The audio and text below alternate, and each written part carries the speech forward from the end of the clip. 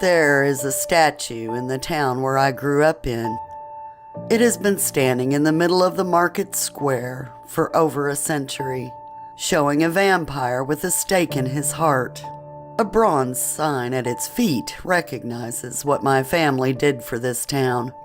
I come from a long line of vampire hunters, a family tradition that began when my ancestor, on the way back from the Crusades, had to take a detour over the Carpathians and met a real vampire for the first time there.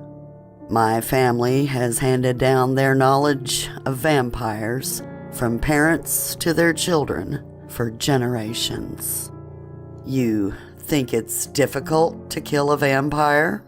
Let me assure you, it is almost impossible.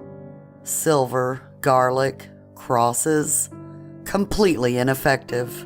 Stake in the heart, that does not kill a vampire. It just paralyzes him. It locks him in his motionless body. But once the stake is removed, the vampire is alive again and really angry. A mistake that many would-be vampire hunters have paid for with their lives. If you really want to kill a vampire, behead him and burn him to ashes. My dad taught me that, like everything I know about vampires. I remember exactly when we were hunting together for the last time. It was just before my wedding. We had tracked down a vampire nest. We sneaked into the catacombs, beheaded every vampire we could find, and burned down the whole place. An almost complete vampire tribe extinguished in one day. We had hoped to find the matriarch of this nest to finally eradicate this family tree to the roots. But she was not in the nest. No trace of her. A little later, we celebrated my wedding.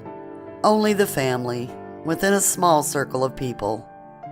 We raised our glasses, and my dad spoke a toast that our family would send the blood-drinking demons back to hell from where they came from as long as one of us walks the earth.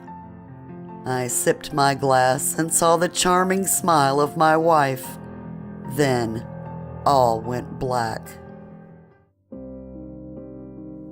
My family was slaughtered by the matriarch, whom we had not caught. While we were all knocked out by the drug and the wine, she had cut the throats of my parents, siblings, uncles, and aunts. But for me, she had other plans. She had given me some of her own blood, making me one of her own. I noticed how her blood had changed me, but that did not help. She was sitting on my chest, a stake deep in my heart. Exterminating the root of evil, she told me as she licked her fangs, was her plan too. Her perspective and approach was just different.